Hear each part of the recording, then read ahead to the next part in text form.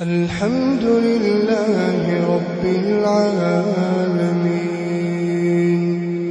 الرحمن الرحيم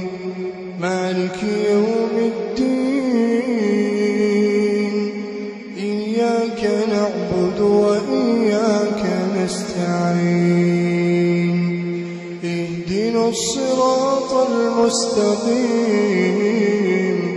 صراط الذين أنعمت عليهم غير المغضوب عليهم ولا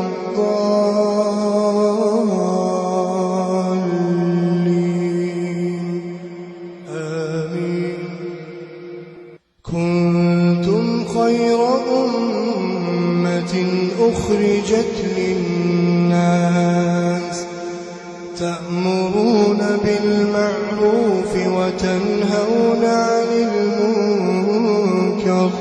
وتؤمنون بالله